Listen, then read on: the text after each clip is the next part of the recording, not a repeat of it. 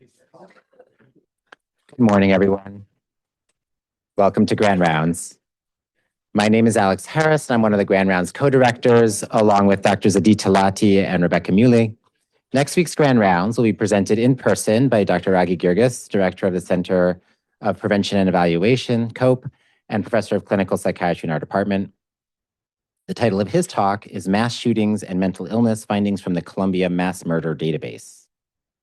A little ominous.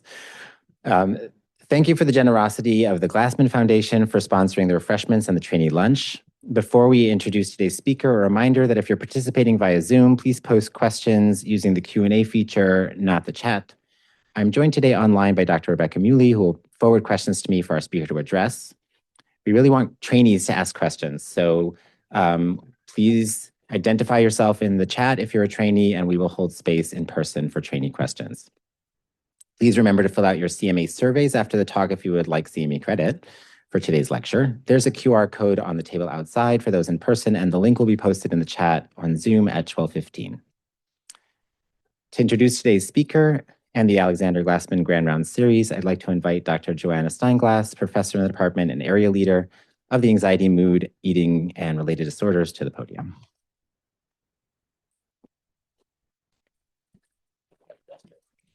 Okay. Good morning, everybody. I have the pleasure this morning of welcoming you all to the Alexander H. Glassman Memorial Lecture. Dr. Gordon, I should say, wanted very much to be here to be able to do this introduction, but unfortunately his flight was canceled and he is stuck wherever he is. So I guess I get the applause for that reason.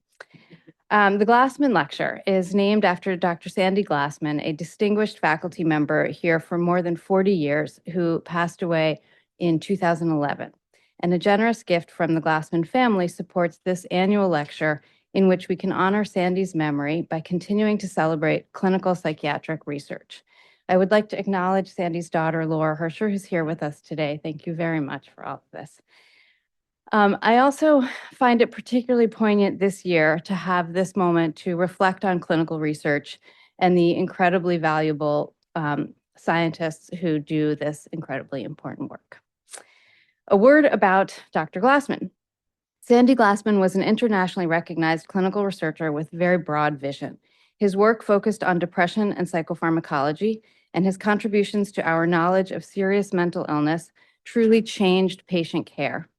In one of many of his accomplishments, his work was among the first to show that monitoring blood concentration of antidepressant medication can effectively increase treatment success. He was also an expert on the complex relationship between depression and heart disease, and in a seminal study, Sandy showed that treatment of depression in patients with heart disease can increase survival.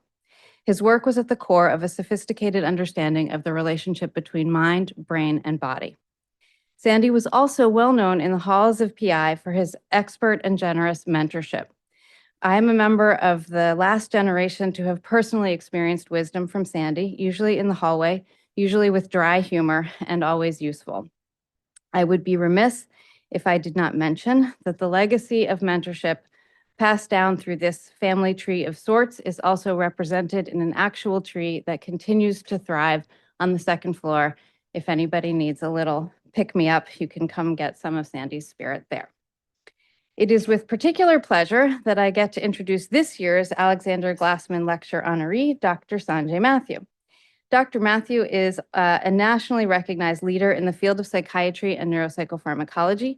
He is currently the Vice Chair for Research in the Menninger Department of Psychiatry and Behavioral Sciences at Baylor College of Medicine, where he also directs the Mood and Anxiety Disorders program. And I learned yesterday that his talent has again been recognized, and Dr. Mathew is about to be the chair of psychiatry at Texas A&M College of Medicine. Congratulations to them. His academic journey began at Dartmouth, followed by medical school at Baylor, and then he came here, thank goodness, for psychiatry residency at Columbia, where he also completed a T32 research fellowship in mood and anxiety disorders. Before returning to Baylor, Dr. Mathew served on the faculty at the Mount Sinai School of Medicine, where he co-founded the Mood and Anxiety Disorders program. His research focuses on treatment-resistant mood and anxiety disorders, PTSD, and the development of novel and rapid-acting antidepressant therapies, including some of the earliest clinical trials with ketamine. His team also integrates advanced neuroimaging to identify biomarkers of treatment response, and he was recently recognized with a Distinguished Investigator Award from the Brain and Behavior Research Foundation. All of this is to say, Sanjay is a prolific and productive researcher with more than 200 publications and all the research support you could imagine. And he is in many ways cut from the same cloth as Sandy Glassman, making numerous meaningful contributions that advance treatments for psychiatric illness. I would also like to highlight, before I let him actually take the stage, Sanjay's mentoring, which he expends with the same generosity of spirit as Sandy Glassman. I first met Sanjay when we were both residents here. He was a couple of years ahead of me, and even at that early stage, he was quick to impart anything he had learned that might advance somebody else's career. He's continued that effort, and I carry around with me many pearls of wisdom, probably to his surprise, that I have absorbed when our paths have crossed over the years. I think of these as kind of drive-by mentoring tidbits, and I think it's a real gift to be able to do that, and part of what makes Sanjay such a perfect fit for the Glassman Lecture. So please join me in giving a warm welcome to Sanjay Mathew.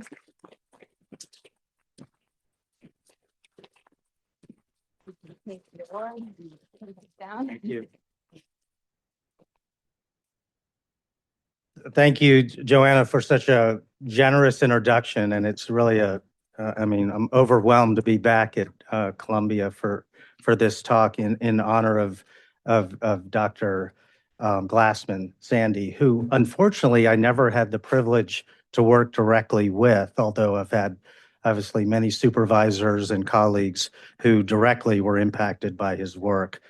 And so it's really an honor to be here with you today. And the focus of my talk will be talking about pharmacotherapy for depression in a world that's been transformed in many ways by the development of these rapid antidepressants, including ketamine and esketamine. So I'll talk a little bit about that, talk about what have been some of the challenges in the field to develop the next generation of antidepressants.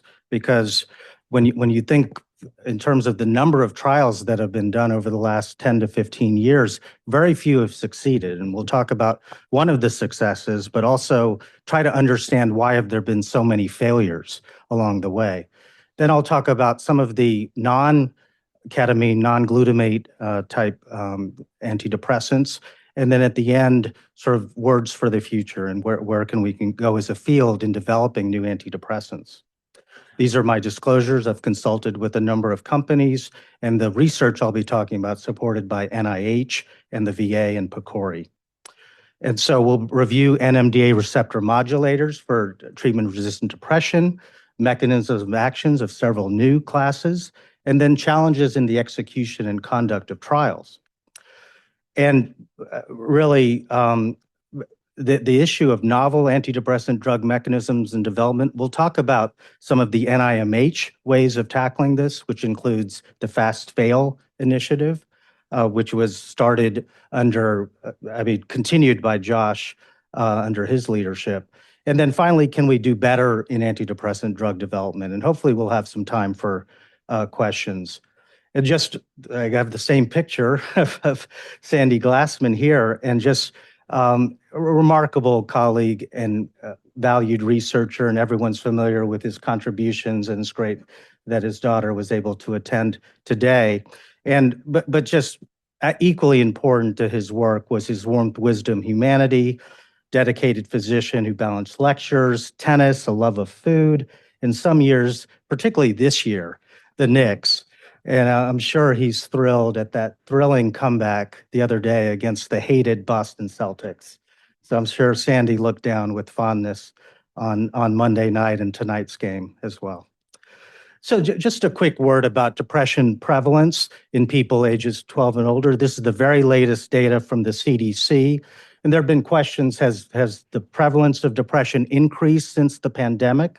And you can see the temporal trends up to 2020. And going up in both females and males.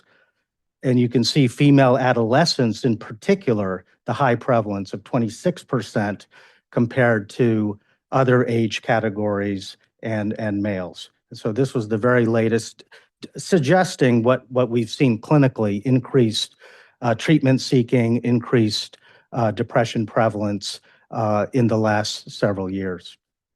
In terms of depression therapeutics, we have at least 31 antidepressants that are FDA approved.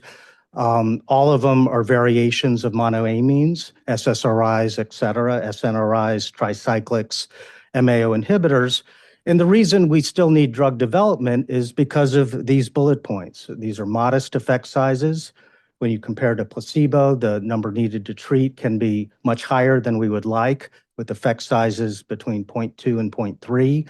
Adverse events, including sexual side effects, weight gain for the atypical antipsychotics, the well-known side effects, slow onset of action. And that's where the ketamine story really added value to the treatment of depression. Uncertainty efficacy for suicidal ideation and behavior, which is a recurrent issue given the fact that patients who are at highest risk are excluded from the phase 3 clinical trials by and large. If you have a CSSRS or a 5 or 6, you just cannot enter those kind of trials. And so as a result, we know very little how some of the novel mechanisms work in that population, like the kappa opiate class, which I'll be talking about, and some of the other new classes. So the consequences of insufficient improvement include greater risk for relapse recurrence, more chronic major depressive episodes, shorter durations between episodes, impairment, work and social relationships, increased morbidity, mortality from medical issues due to lack of adherence or any number of factors, including inflammation. And I highlight MI and cardiovascular disease as Sandy Glassman's work has demonstrated the value in SAD heart and other studies of SSRI treatment post-MI. And then ongoing risk of suicide, of course. So I'll be talking exclusively about pharmacology today, but just a reminder, the bigger picture in depression and treatment-resistant depression, ECT, I'll be talking about one comparative study with ECT of ketamine, still remains the gold standard approach, repetitive TMS, and vagus nerve stimulation. Now, vagus nerve stimulation was approved in 2005 by the FDA, and recently, but was never covered by Medicare, Medicaid services. Recently, there was a large randomized sham-controlled trial called the RECOVER trial. This was in approximately 500 patients over 12 months, sham-controlled.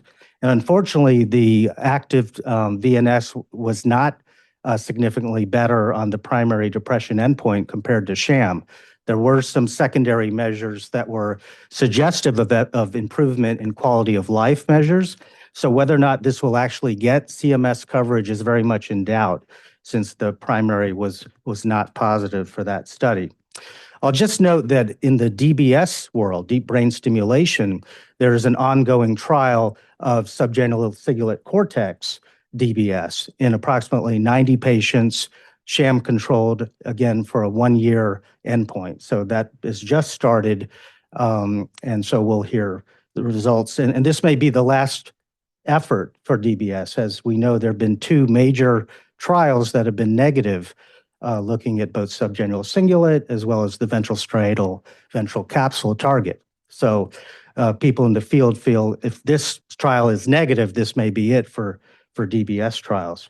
In terms of FDA-approved medications, you have a host of atypical antipsychotics with the approval, and then the adjunctive esketamine nasal spray, which we'll be talking more about, has the treatment-resistant indication. This is in 2019. And we'll also be talking about multiple drugs in development that interrogate the NMDA receptor and glutamate. So where do we stand now with ketamine, esketamine, and NMDA receptor modulation? Many of you are, of course, familiar with this story. Many of you in the audience, John Mann, Michael Gunenbaum, and many others have done a lot of work in this area. Ketamine is a dissociative anesthetic, and it was developed to be a safer, shorter-acting version of phencyclidine. This is Ed Domino, who was a professor at University of Michigan in the 1960s, was instrumental for the development of this and delivering ketamine to the first human. It's been FDA approved as an anesthetic. It's a Schedule III compound, and initially studied by Dan Javitt, John Crystal, and others as a pharmacological model for psychosis, trying to have a model for the positive, negative, and cognitive symptoms associated with schizophrenia. Of course, it's a substance of abuse. Certain countries, particularly in Asia, have high rates of ketamine abuse, which can lead to not only cognitive issues, but something called ketamine bladder, which is a hemorrhagic cystitis with high dose use of ketamine, and popular in raves and dance parties, which Joanna was a frequent raver back when we were residents. No, that's not true. So the conventionally understood pharmacology of ketamine is as an NMDA receptor channel blocker. And you can see where it resides deep within the PCP site, deep within the inotropic channel pore. And it's a non-competitive antagonist, so it does not compete with glycine or endogenous glutamate, where glycine binds to the NR1 subunit, glutamate to the NR2 subunit. And you can see where the field has been trying to go is to avoid the NMDA channel, but to develop allosteric modulators at the glycine site, such as rapastanil or glycine or other glycine modulators, or allosteric site with NR2. And so the field is trying to develop NR2B selective antagonists, which avoid the channel. So at rest, the magnesium is bound to the inner channel, and membrane depolarization relieves the magnesium block. And with coagonist binding of glutamate and glycine, calcium and sodium enter the cell. So the initial study was published in 2000, showing that a single subanesthetic infusion of ketamine, in this case it was 0.5 milligrams per kilogram over 40 minutes, was found by serendipity to improve depression in a small group of patients at Yale. This is work led by John Crystal, Dennis Charney, Robert Berman. And this was published in 2000, had very rapid, dramatic effects that dissipated within a week. So that was in 2000. No one really knew what to do with that data, really understood the data. Was it real? Was it a fluke? Of course, patients had dissociation acutely during the 40-minute infusion, but the antidepressant effect lasted longer than the 40 minutes, and it went on for a couple of days. So then when Dennis Charney went to the NIMH, he said, we need to replicate this. And he worked with Carlos Zarate and Husseini Manji and did exactly that. In NIH inpatients, 17 patients, they were given a crossover within subjects design, ketamine, low dose, same dose, and saline, and they found the exact same results, very dramatic. These were patients who failed on average 5 antidepressants. So these were very refractory patients. About 2/3 of patients had a response at 24 hours, and by 7 days, there was no longer a statistically significant effect. So a few years later, in conjunction with Mount Sinai, when I was at Baylor at that time, we did a similar study, except we did a parallel arm design using midazolam, which is a benzodiazepine hypnotic agent used frequently for short-term anesthesia, trying to mimic, in some ways, some of the ketamine psychoactive effects. Unfortunately, midazolam doesn't have much dissociation. So when you ask a patient to guess, they generally can tell that they received ketamine. Nevertheless, we did find almost very similar results. About 2/3 of patients had a robust effect within 24 hours that by 7 days was no longer there. So it was a quick acting effect, and this was published in 2013.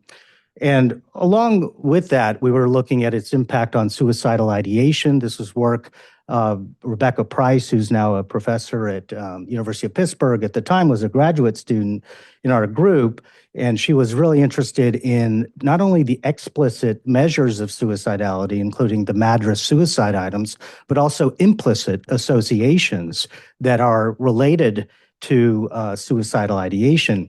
So she found in a study that there was these strong effects, even independent of the antidepressant effects. And then in a controlled trial, found reductions in the MADRS suicide items, as well as changes in implicit associations. So these early suicide findings were replicated by numerous groups. Mike and John published an important paper in American Journal of Psychiatry showing the impact of a single infusion of ketamine on suicidal ideation, and meta-analyses and pooled analyses by and large found this rapid suicidal ideation effect, possibly independent of even its antidepressant effects. So then following these initial reports, now about a decade old, the community at large took a lot of interest and started developing community clinics. Freestanding ketamine clinics were developed in every major US city. And at last count, this is the trends through 2016. At last count, last time I checked, there was greater than 1,500 ketamine infusion clinics in most US states. And 2,800 clinics offer S-ketamine nasal spray, just by comparison. What the ketamine clinics are doing is anyone's guess. This, of course, is off-label, and there's different protocols per clinic. Some are doing 3 times a week for 2 weeks. Some are doing sort of like an ECT model that we initially adopted. And then others are doing once a week indefinitely. Some are doing once every 3 months and so on. And the indications are ranging from anything from depression to PTSD to OCD, et cetera. So it really is the Wild West in terms of what ketamine clinics are actually offering. Many are offering the 0.5 milligrams per kilogram, but some clinics do go up to 2 milligrams per kilogram. As a reminder, the anesthetic dose is generally in the 2.5 to 3 milligram per kilogram range. And so getting very close to anesthetic levels. And the clinics are run by anesthesiologists, psychiatrists, primary care, et cetera. Now, who responds to a single infusion of ketamine? Becca led a pooled analysis with many of the investigators doing work in this area of 809 patients from 17 studies looking at, are there any clinical predictors, melancholic depression, any subgroups of depression, anxious depression, and really nothing came out in that meta-analysis short of treatment resistance being a predictor compared to patients with less treatment resistance. And more recent work suggested that some of the inflammatory measures, brain-derived neurotrophic factor, did not reliably predict response to ketamine versus saline. So the field has been grappling with how do we predict who's going to do well? What are biomarkers associated with the response? Turns out there's the EEG biomarker that's been replicated in some studies that we've been looking at, but we still don't have a great understanding of who's going to respond. So then about 2016, 2017, a few of us got together and felt that the field was just really running loose without data. And we wrote a consensus statement that it could be beneficial for some with mood disorders, but we need to consider the limitations, the potential risks when we consider this. And ultimately, what we need to do is get comparative data versus the gold standard treatments. And so PCORI then issued an RFA around that time, calling for comparative effectiveness studies comparing sort of TRD treatments. And so led by Amit Anand, who was at the Cleveland Clinic at the time, 5 centers got together and did a randomized trial of ECT versus IV ketamine. Now, this was in about 400 patients, 21 to 75. MADRS was at the moderate level. They had to have failed at least 2 antidepressants. And these were mainly outpatients. So a limitation of the study is the fact that the sickest patients who are inpatients were not included. So that's why when I show the results, these differ in some ways than what has been shown in some European studies where the patients were exclusively inpatients. Here, ECT was delivered 3 times a week conventionally for 3 weeks, and then the ketamine was given twice a week for 3 weeks. The primary efficacy endpoint mandated by PCORI was a self-administered instrument, the QIDS-SR, and then there was follow-up for 6 months in those who responded. And I'll note again that the patients were primarily outpatients and they had moderate severe QID severity at baseline. The overall results suggested that this was a non-inferiority study. So ketamine, to be deemed inferior had to perform within 10% margin of ECT, which was deemed acceptable because of the perhaps better tolerability and less cognitive side effect profile. So as you can see here, ketamine actually performed slightly better in terms of response according to the QIDS and the MADRS, as well as in the continuous scores over time. And remembering that this is just a QIDS obtained after the final treatment at 3 weeks. So you could claim IV ketamine was non-inferior at the primary endpoint, although the differences were relatively small. In a secondary analysis recently published by Manish Jha, the patients who are more severely depressed and the patients who are inpatients had better responses to ECT. So it still makes the case in some ways that ECT should not be ignored. And we're coming out with a cognition paper soon that shows that although there were short-term impairments in cognition with the ECT group, as you'd expect, by 1 month, these were normalized and there was no residual cognitive issues. So then what were the implications for practice? We wrote an editorial that non-psychotic patients should be considered for an induction trial of IV ketamine. It's a reasonable alternative to the gold standard. Although if you have a severe inpatient on the inpatient unit and you need a quick response, ECT may still be favored. Now, insurance coverage limits broad access, and that remains the case. There are some major payers that are now covering IV ketamine. PI graduate Steve Hamilton, who graduated a couple of years ahead of me, he's now the head of the ketamine program at Kaiser Permanente, and they have a set of 6 to 8 IV ketamine clinics in the Bay Area completely paid for by Kaiser. And it's just a benefit for all members of Kaiser. Now, that's rare. Most private insurers are not covering, and it's more of a case-by-case basis. So ECT, of course, being universally covered versus IV ketamine, that's a major consideration. And then I didn't show the 6-month data, but by 6 months, the majority of patients in both groups who had responded or remitted relapsed. So that remains the single biggest issue in the treatment. We can get them well, but we can't keep them well, or we have not found ways to keep them well over the 6 months. Now, ketamine is a racemic compound, and the S-ketamine isomer is what the intranasal spray is. That was approved for many years as an anesthetic in Europe, was never used in the US until the reformulation. The R isomer, you can see here, the binding affinity has actually a higher Ki, has lower binding affinity for the NMDA receptor. You see R-ketamine is metabolized to an active metabolite, HNK, hydroxynorketamine, which has been detectable in plasma even as long as 24 hours.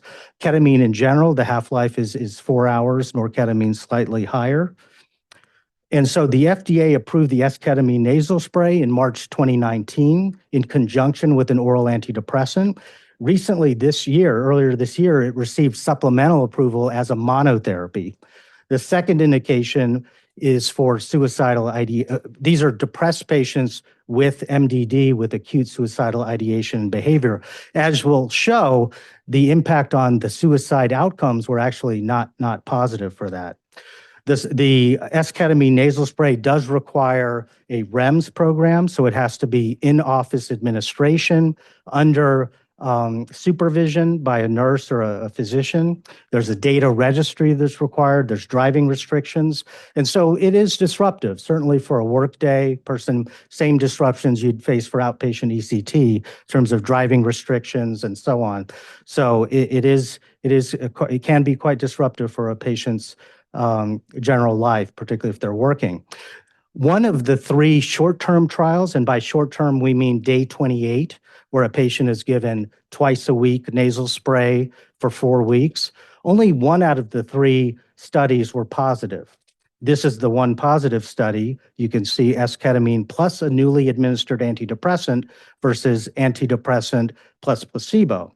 Now, you can see the response and remission rates at the end of week 4, exceptionally high for the placebo group. But keep in mind, these are patients getting a placebo nasal spray plus a new antidepressant. So it's a little hard to compare across studies, but in a TRD population, these are very high placebo response rates.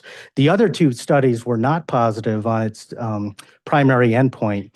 The reason S-ketamine got approved was on the basis of a randomized withdrawal study where patients were given open label S-ketamine nasal spray, achieved response or remission, were stabilized, and then were randomized over the next year to continuing on the nasal spray or going to placebo.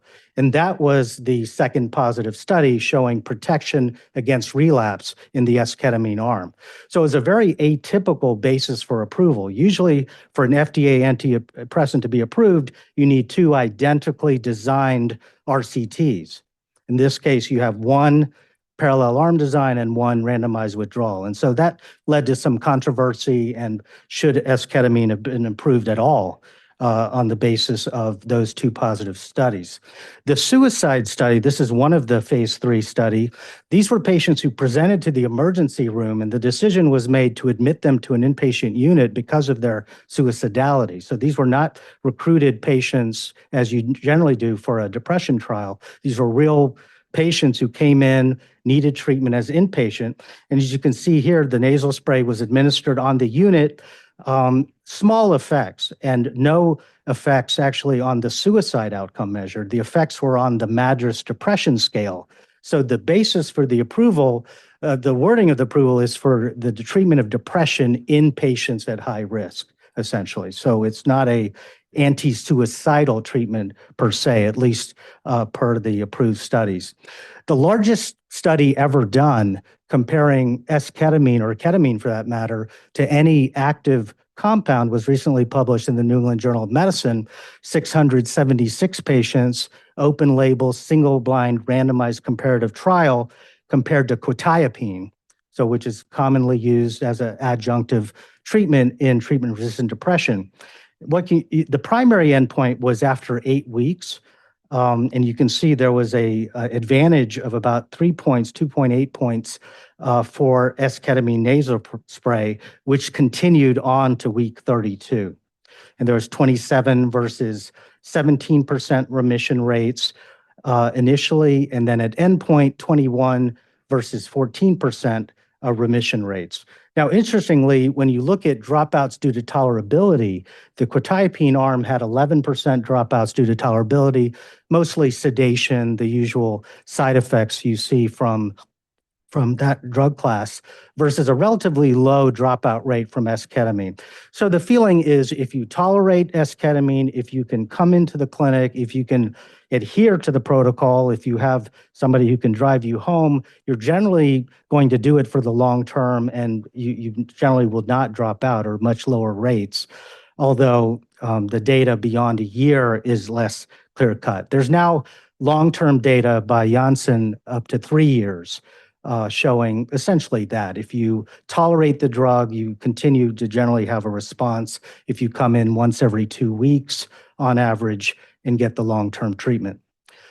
So we recently wrote an editorial then in the American Journal 6 years after the approval of S-ketamine nasal spray. There's a lot of unanswered questions. And this editorial was in response to a meta-analysis of 87 reports, 11 RCTs, showing that these were marginal effect sizes. As we saw with those curves, these were not whopping 8-point, 10-point differences on the MADRS. These were marginal effect sizes. And as mentioned, only 1 out of 3 had a positive primary endpoint, and actually no evidence of protection versus suicide or suicide attempts, the hard endpoints, so to speak. And so the folks who wrote the meta-analysis saying, well, maybe we should rethink the second indication because it isn't, you can't really call it an anti-suicidal drug based on the data because of the lack of protection versus suicide or suicide attempts. So there are still a lot of many unanswered questions. So we're going to switch gears here to talk about NMDA drugs beyond ketamine and esketamine, and have a chance to talk about some of the failures, and many of them I've been involved in, which is a frustrating enterprise when you're batting less than 10% over a career. So one success to date and many, many failures. So about a decade ago now, James Murrow, Chadi Abdullah, and I wrote a review about the glutamate system in depression, and on the cusp of a lot of optimism at the time, that the next glutamate-based drug was right around the corner. The pipeline was rich and deep at the time. There were a lot of drugs that were interrogating the metabotropic glutamate system, including postsynaptic mGlu5 antagonists, mGlu2/3 presynaptic antagonists, which could lead to a glutamate surge presynaptically and some of the downstream mechanisms. There was interest in AMPA receptor potentiation. As one of the leading theories of how ketamine was working was the acute NMDA blockade led to AMPA receptor potentiation and downstream effects on BDNF enhancement, translation of BDNF, and synaptogenesis ultimately. And key regulatory proteins were in play, including glycine transporters, you can see here on glial cells, and excitatory amino acid transporters, important in the reprocessing of glutamine to glutamate in the presynaptic neuron. And there was even drugs that were studied, such as N-methylglycine or sarcosine, which is an antidepressant, had antidepressant effects greater than citalopram in one clinical trial. So it was a sort of a time for a lot of optimism in the field that we're just around the corner from developing a at-home oral glutamate-based antidepressant. So what have been the success? This is the sole success in the last 10 years. This is a drug, if you're a clinician, you probably have prescribed it. It's a combination of dextromethorphan plus bupropion. Dextromethorphan, of course, is an antitussive drug with weak NMDA antagonist properties, but also has a host of other mechanisms, including sigma-1 receptor activity. And of course, it's combined with bupropion, well-known antidepressant with a host of effects. This was the phase 3 study suggesting some rapid antidepressant effects as early as week 1 that continued to week 6. The number needed to treat was good. It was a 5, fairly low. And so it's been approved now since 2022. And you could just see the rationale behind it was capitalizing on a pharmacokinetic interaction. Bupropion, being a 2D6 inhibitor, dramatically increases the AUC, the area under the curve, and the concentration max of the dextromethorphan. And it blocks the conversion of dextromethorphan to its metabolite, dextorphan. When you just give dextromethorphan alone, you can see here the low plasma levels. So over the last 20 years, there have been analyses of the number of programs submitted to the FDA and how many have been suspended. I've been involved with the substance P antagonist failures, the CRF antagonist failures, and so on. And you can just see this is a very partial list of the multiple mechanisms that have failed over the last 20 years. Now you look at the last 5 years, there was a lot of interest in buprenorphine-samidorphan combination, which is buprenorphine, of course, used as a partial mu agonist in opiate use disorder. In combination with a mu antagonist, you develop a functional kappa antagonist. Fortunately, those studies got all the way to an FDA advisory committee and was failed at that point. And then numerous glutamate-based drugs, which we'll hit on, and then some more recent failures with novel mechanisms. So this is just a summary table of what we'll be going through in a little more detail. Each of these had a problem attempting to address for racemic ketamine. These were the prototype drugs, and you can see where the development was halted. We'll start with trapping within the NMDA receptor channel. And the idea is that ketamine is highly trapped within the NMDA channel which may lead to some of the dissociation and the toxicity associated with it.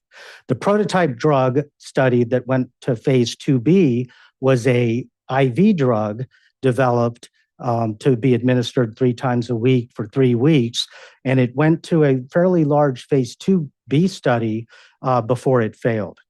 So the NMDA receptor complex ion channel process, as we discussed, exists in an open or closed state.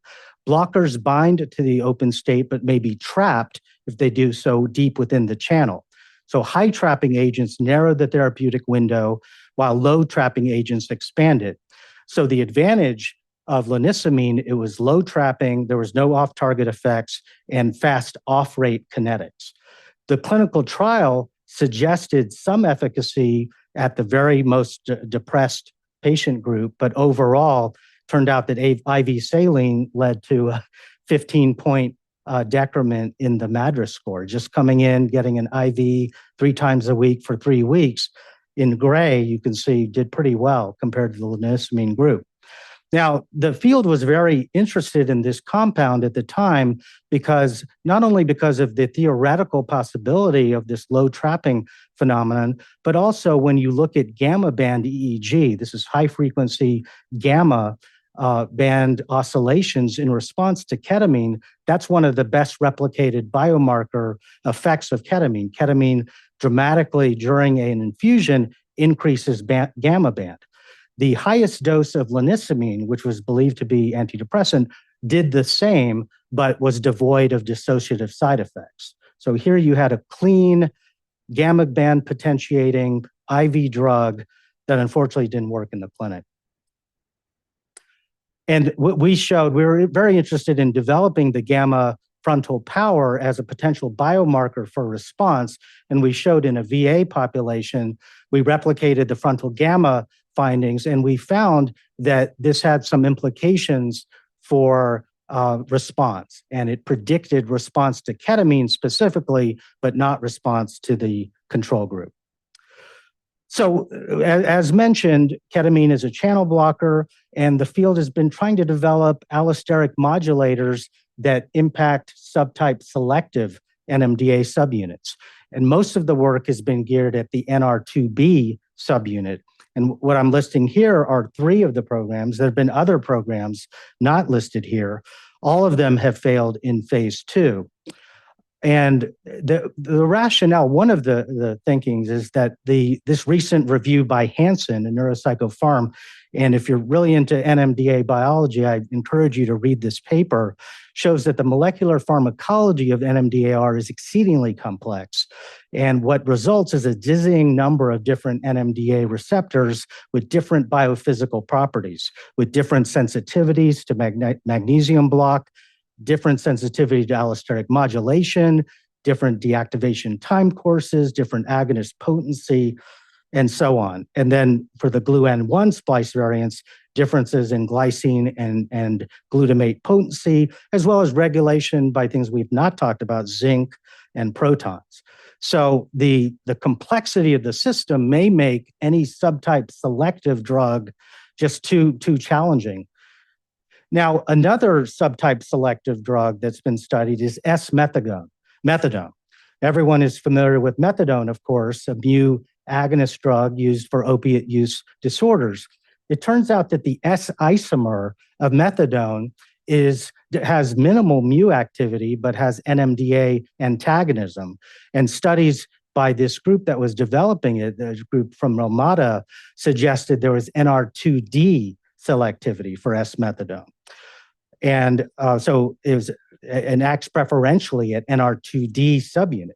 So Mauricio Fava, several years ago, published in American Journal a proof of concept phase 2A study showing rapid antidepressant effects of 2 doses of S-methadone compared to placebo. You can see rapid effects within a week. Unfortunately, the large phase 3 studies, and the most recent one was published here by Fava and colleagues, you see really no effect, both as monotherapy as well as adjunctively. So this study, this compound has now been abandoned, and what was a promising proof of concept has led to just disbandment. Now, was S-ketamine the right isomer for Janssen to pursue in terms of the S-ketamine nasal spray? There was a lot of preclinical research in Japan and others looking at R-ketamine as the preferred isomer due to its lack of potency for the NMDA receptor and less potential toxicity, less side effects, while retaining behavioral antidepressant effects in rodents. And so there was a lot of preclinical interest in R-ketamine as really the better isomer to be pursuing. There were some smaller studies comparing R-ketamine to S-ketamine, which showed non-inferiority. However, a drug company then pursued this in a larger phase 2A study, and unfortunately, the program has been halted because of lack of efficacy. Then finally, the need for glycine side allosteric modulation to produce perhaps a gentler version of ketamine, avoiding the NMDA channel. And this has been a long-standing theme of NMDA receptor drug development. Rapastanil is the prototype of drug, IV drug, that went all the way to very large phase 3 studies. These phase 3 studies had 500 to 700 patients. 3 of them were done, and 1 was done in a suicide population. So 4 phase 3 studies, all of them were negative. AV101 is an oral prodrug that we worked with glycine side antagonist properties, was also failed in phase 2B.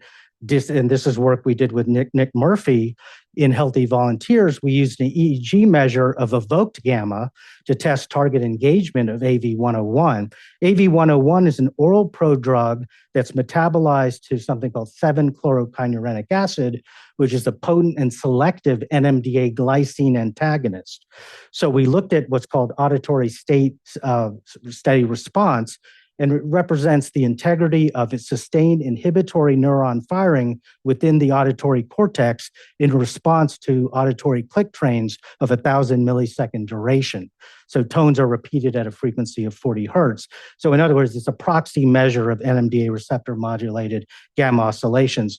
And what we found in a small study was a very nice dose response on 40 hertz ASSR power at the dose we believe to be antidepressant, nicely showing the dose response, although the dose didn't work in patients. So how do we explain the failures of multiple non-ketamine NMDA modulators? Lovely review by Levenstein in this year's American Journal. With some hypothesis, NMDA antagonism alone may be insufficient for antidepressant action. Ketamine may not be an NMDA antagonist. Ketamine's antidepressant effects may be due to brain region-specific or neuron compartment-specific inhibition of NMDA receptors. Preclinically, it's been shown that ketamine blocks burst firing in lateral habenula and hypothesized to stay trapped inside NMDA receptors of habenular neurons. And at low doses, ketamine binds preferentially to NMDA receptors on inhibitory interneurons, leading to disinhibition and a glutamate surge. Todd Gould and others have made a point about the increased gamma frequency that we see is a function of this reduction of parvalbumin interneuron activity. And he's made the point that parvalbumin neurons are insensitive to subtype selective negative allosteric modulators, perhaps explaining in part why GluN2Bs are not effective. He's also developing HNK along with Carlos Zarate as an actual intervention. So giving HNK alone, capitalizing on its purported activity directly at AMPA receptors, bypassing the NMDA channel altogether. And so he has some preclinical evidence for that. They've recently completed a dose-finding study, phase 1, and are now on to patients with HNK. Now, the question comes up, is ketamine, of course, is an anti-nociceptive drug used in pain clinics around the world. And Alan Schatzberg and others have made the case that ketamine is working fundamentally via a mu mechanism or modulation of opioid tone. And this was now a classic study by Nolan Williams and Schatzberg showing that pre-treatment with 50 milligrams of naltrexone can attenuate the ketamine antidepressant effects while retaining the dissociation. So as you can see here in red is the pre-treatment. Everyone got IV ketamine, 50 milligrams of naltrexone blunted the effect, while those who did not get naltrexone, got placebo, had the normal effect. And so they've made the case, and they've replicated this work. Others have replicated, there's preclinical evidence and so on, that the opioid mechanism has to be considered when you think of what is unique about ketamine. So who are the survivors? Do we have a chance to ever get an FDA-approved drug out there? Well, the answer is, well, possibly. There's an AMPA receptor PAM, positive allosteric modulator. This is now in phase 3 testing as an adjunct on the heels of a phase 2 positive study, which showed very robust effect sizes, a difference of 7.5 points on the MADRS at day 56 at one of the 2 tested doses. And so that's an argument that the AMPA PAM mechanism remains a viable possibility. Now, of course, a lot can happen in phase 3, as we've seen. Can we develop a second or third generation stenel? We talked about rapastanil failing multiple times. These are perhaps more selective NMDA PAMs. And then there are companies that are pursuing oral ketamine, take home oral use with obviously different bioavailability, much lower bioavailability, different area under the curve and so on. But there's programs now in phase 3, as well as NRX 100, which is IV racemic ketamine. I see Dan Javitt in the audience, developed for IV. Can you develop an IV form of ketamine that is actually FDA approved and FDA cleared, that's gone through the FDA process, which is no simple feat? So beyond glutamate modulation, and so I'll end with some of the novel directions that are still in play. And when I first made this slide, the first drug was still in play, and this is a rapidly evolving field, aticaprant. And I understand you had Bill Carles on a couple of weeks ago talk about the kappa system and kappa antagonism, and he did mention that 15 years of work really went down the tubes recently with the aticaprant program being withdrawn. I've been involved with the navacaprant monotherapy program, as well as through R61, R33 with James Murrow, studying a KCNQ23 channel opener, which is a repurposed anticonvulsant agent, which now has 2 programs. And there's a host of other programs, and this is an extreme partial list just to give you a taste of the development in phase 2, phase 3, including orexin antagonists, agomelatine, which is used in Europe and Canada, but not approved here. Alto Neuroscience is pursuing that. And then we haven't touched on any of the psychedelic stuff, which many of you are involved in and interested in, and the neuroplastogens. And the rationale here from the NIMH is, let's take, the rationale is most things will fail. How can we fail more efficiently and fail smart? And can you develop biomarkers that can segment the population better such that you have a better target to hit on? And rather than the broad construct of depression, can you look at anhedonia within depression? Can you look at a specific circuit that can be looked at and see, is there target engagement and what does the drug do to that? And so the initial compound of interest by the NIMH consortium, led by Andrew Crystal, of which we're one of the sites, was a selective kappa antagonist called aticaprant. And you can see the pharmacologic classification. We're most familiar with mu, delta, but work that Jeff and many others in this department are doing have focused on the kappa ligand for PET and the implications of kappa dynorphin upregulation in stress states. And as Bill must have talked about a couple of weeks ago, it's been extensively studied as a potential anti-stress approach. And so using things like ecological momentary assessment and so on to measure stress in the real world makes good sense in the context of developing a kappa selective antagonist. What Andy Crystal's paper several years ago showed was essentially there was proof of concept that aticaprant could enhance mean fMRI ventral striatal activation in anticipation of rewards when you give a monetary incentive delay task, which is a well-described, validated task in the fMRI. There was some improvements in the SHAPS anhedonia measure, as well as some improvements in the probabilistic reward task. Clinically, the drug had small effect sizes. This was a phase 2 study published in Neuropsychopharm last year, just a 3-point difference from placebo. When you segment the population, however, which is what gave a lot of optimism that there is an anti-anhedonic specific effect, when you look at those with eye anhedonia at baseline, you see large effects. You see 5-6-point differences from placebo, suggesting perhaps a more selective anhedonic effect. Unfortunately, the program is now no more. So I've been involved with the navacaprant program, which is a more selective version of aticaprant. And this was a phase 2A trial enriched for anhedonia, where patients had MDD, but also had high SHAPS. It was an 8-week trial, placebo-controlled, multi-center. And the primary efficacy endpoint did not meet its statistically significant endpoint. It was about a 2-point difference from placebo. Those who had more severe depression had a more robust effect, but even then, it wasn't particularly robust. It was about a 3-point difference, and this study was recently published. Now, the navacaprant has moved on to phase 3.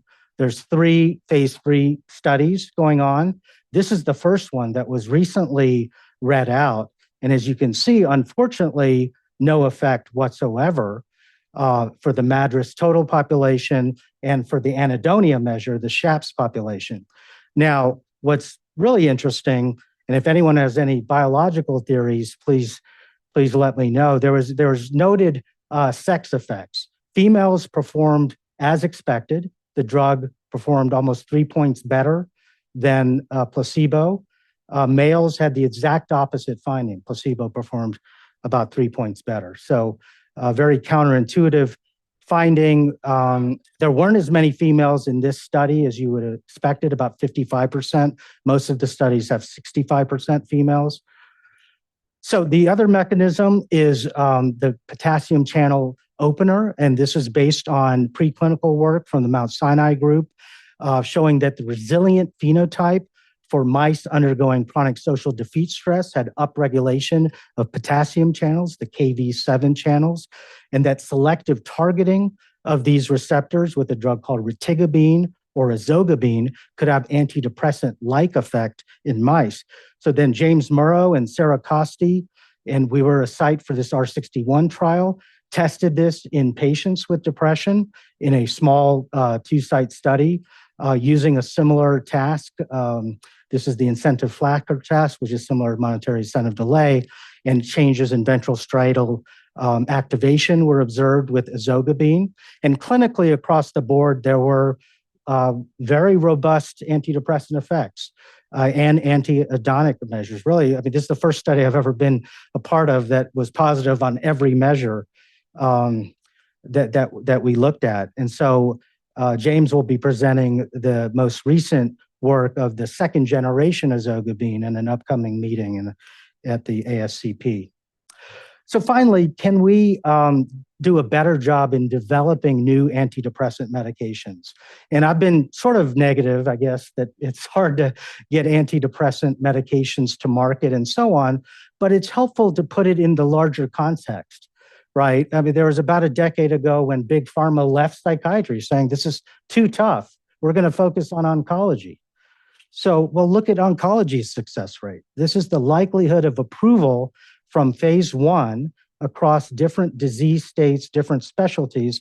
Oncology is actually the worst performing.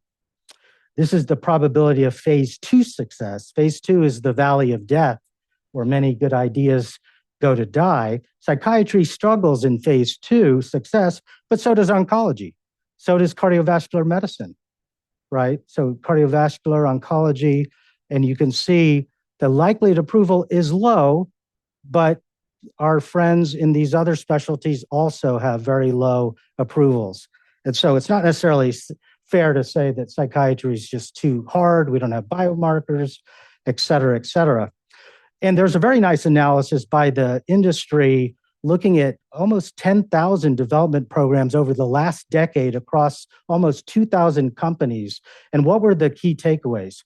Well, success is difficult. Likelihood of approval from phase 1 is about 8%. Phase 2 development is the valley of death. About 30% achieve phase transition. What we struggle with in psychiatry, we have chronic high prevalence diseases, right? Like diabetes, like hypertension, like hyperlipidemia. These are less successful in general, heterogeneity, et cetera. Now, what about biomarkers? If we just enrich the population, if we could just find this biomarker, we'll be guaranteed success. I was surprised to see this. Development programs employing pre-selection biomarkers only have twofold likelihood of approval. So 16%, which is better than 6%, but it's not great. So driven by a higher phase 2 success. So even with the best biomarkers in the world, this is tough stuff. So what can we do? We should use general best practices, which are generally used, but not always. And independent raters, blinded independent raters, centralized raters. And amazingly, some of the studies that fail are because there's not detectable blood levels in patients who go through a 6-week trial. Many of you are familiar with the zuranolone program. Zuranolone received approval for PPD, postpartum depression, did not receive approval for major depression. One of the phase 3 studies had undetectable blood levels in more than about 12 to 15% of patients, right? And that killed the study. It otherwise would have been a positive study. So it's mind-boggling that we're not doing more for real-time adherence monitoring and sort of nipping it in the bud early on and not letting a site enroll 30 patients and discovering during data cleaning that there's no detectable pharmacokinetic blood levels. We have well-described scripts for placebo control where a subject is read prior to the visit, prior to the rating, that you understand you're in a placebo-controlled trial. There's 50-50 chance that you will be on placebo or drug. You're only responsible to tell us what your symptoms are, and so on. Basically reminding the patient at each visit that they're in a placebo-controlled trial. They don't need to do anything beyond tell us how they're feeling.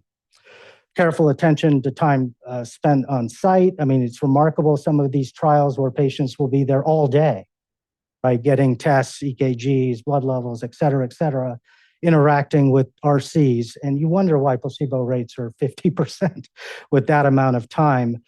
Can there be more remote? Excessive number of treatment arms. I think that was the downfall for some of the NR2B trials where there were 5 active arms. Mauricio Fava has shown the more active arms you have, the higher the placebo response because of the probability that the patient's bias towards getting an active drug. Patient selection, of course, beware of the professional patient. When sites are selected for phase 3 trials, there's a site selection process. One of the first questions that's asked, show us your database. Show us how many patients you have with MDD who would be appropriate for this trial, right? That's a professional patient who goes from study to study and could potentially inflate placebo response, knows the drill, but they're not real-world clinic-based patients. And so that's a major issue. And baseline severity, we know the more depressed patient has, the more depression at baseline, the less of a placebo response there is. But could we also look at functional status at baseline, Sheehan disability as an inclusion marker to perhaps validate that this is more than just symptoms? These patients are impaired in their illness. And so multiple shots on goal are essential. Getting back to the basketball, I mean, the best shooters still miss quite a number of their shots. And so we still have to keep doing multiple shots on goal and look at the oncology field. We need to fail faster. Aticaprant failed after we got the contract from the NIMH in 2011. Press release that the phase 3 folded was 2025. That's too slow. We've shown during the COVID pandemic, we can develop vaccines in a year and get them out to people. We need to fail faster. How do we best learn from failed programs? We have NIH data sharing, but we don't have industry data sharing, right? We don't really publish the negative trials. Out of the studies I've talked about, only the lanisamine study has been published in a peer-reviewed journal. None of, as far as I know, the R-ketamine, AV101, et cetera, has not been published. Part of that is when a study drug fails, people move on to other companies or get new jobs and so on, or a company goes out of business. But we need to figure out a way to data share and get the data publicly in a repository and so on. And then what can we do to better attenuate placebo response? Can we use more creative designs? Remember that esketamine was approved on the basis of an atypical design, and there's other designs. We need better in-trial surveillance and pruning of outlier sites. What we saw with S-methadone, 2 sites were responsible for very atypical response data, which killed the entire trial. And then we need to answer questions that industry might not. And PCORI has been an invaluable partner in that respect. So I will end there. Thank my team at Baylor and colleagues at different institutions. And thank you all for your attention.